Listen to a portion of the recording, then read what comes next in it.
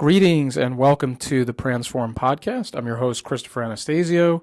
It is Wednesday, February 1st, 2023, and this is episode 101 of the podcast. So, once again, guys, and I know a pattern has emerged here. It's been a while since we had our last episode. Got to go all the way back to early January. I believe it was January 5th. That we recorded episode 100, reached the century mark, a really big deal for us.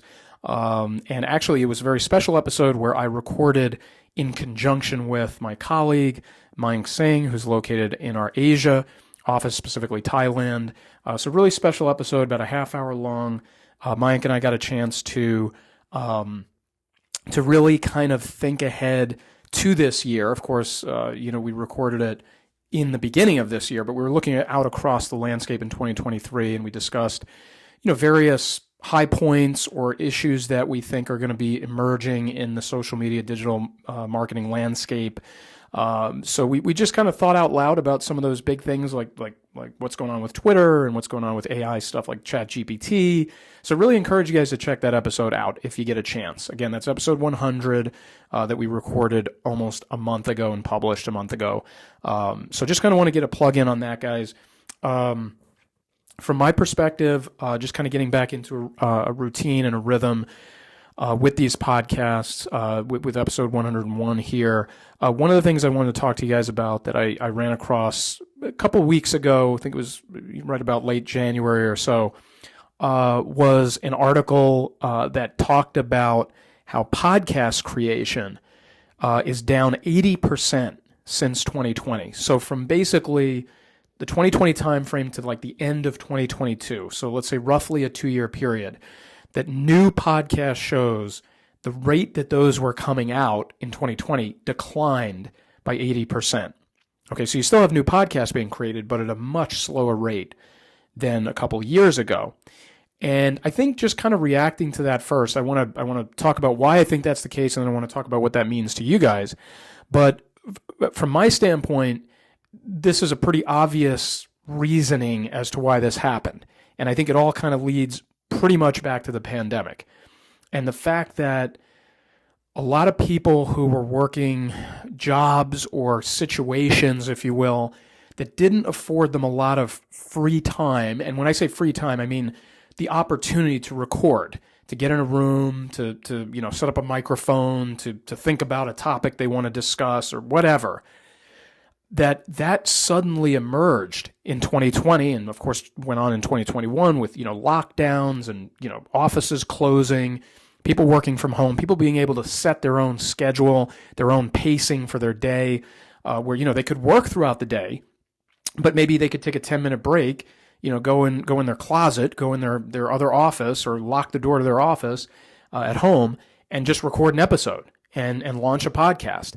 So this was something that I think was a fairly obvious trend that eventually was going to come to an end. With offices opening, people returning to work, people getting into a more normal routine as 2022 unfolded, this is just the way it was going to go. And it was just going to present people less opportunity to do this sort of thing. So that's why I think this happened. Now, when I saw this headline and I was kind of digesting this, and I thought, okay, what does this mean to our audience? So that's where we kind of now, looking to the future, can sort of interpret this and say, okay, there's an opportunity here now for you guys. There is a much less crowded landscape emerging out here in podcast land as we sort of open up 2023. And this is an opportunity, if you guys have been considering this medium, or maybe if you haven't before and you're willing to consider it now, that you have the opening to launch your show, okay, your podcast. And so I think, as part of this article I read, some of the commentary around it was, just trying out the medium. Try out, 10, 15, 20 episodes and, put it out there. Just see how it goes. And I think that was really good advice, but I want to sort of clarify that a little bit because I don't want anybody to misinterpret that. When the individuals that I was kind of absorbing this guidance from talked about this, and I was thinking about it myself, it's not do 10 to 20 episodes and expect some massive following to emerge on your podcast. It's not going to happen after 10 or 20 episodes. It might not happen after 200 episodes, okay? You can't think of it that way. The reason I think it's good guidance to say try 10 or 20 episodes is to get a sense of comfortability with the medium. Do you enjoy it? Do you come across well on the podcast? Can you carry a podcast on your own? If you don't have a lot of guests, or let's say you're doing it by yourself, can you do a single voice, single member, so to speak, podcast and really carry the day and really kind of get good content out there, keep consistent episodes flowing, and consistent being the key. It doesn't mean you have to do an episode every day, but that you're consistently publishing and so forth. Of course, I need to follow that guidance myself. But that's really the whole essence of it, of trying out some episodes, trying out the medium and seeing how it fits for you. It's not do the 10 or 20 and, look for 10,000 followers. It's just not going to happen that way. I think most people understand that, but I also think it's worth repeating. Okay.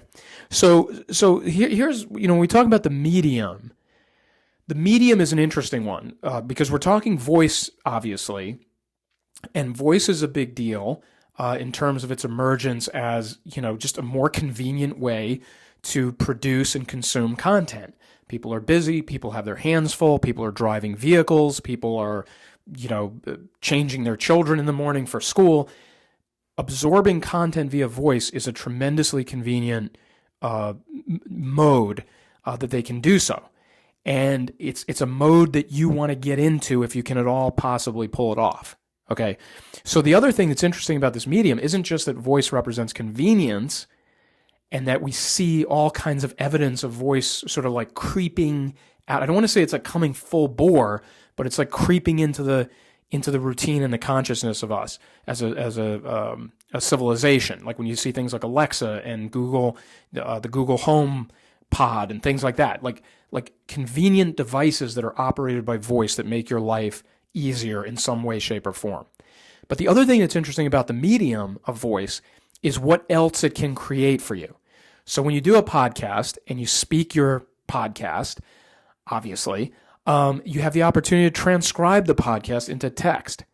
When you transcribe the podcast into text, now you have blog posts. Now you have tweets that can be broken out, little pieces of that transcription that can be used for that medium. So you can go long text, short text. You can also take a podcast, kind of like we do here at Transform, and you can turn it into video. You can make a video presentation of it, whether it's you appearing in the video physically or just, let's say, overlaying the transcription like we do at Transform. We have obviously my voice playing, and we have slides or, sort of cards, sort of flipping through that actually put the words that I'm saying on those cards. You can kind of read it at the same time. You can have it running as a video and you can read it. So that's kind of an interesting possibility as well, that you can start with voice and end up with text and or video. Okay. The other thing that's really interesting here, I recently heard somebody talking about this, is that, let's say you do 100 podcast episodes. Well, you might just have a book. Okay.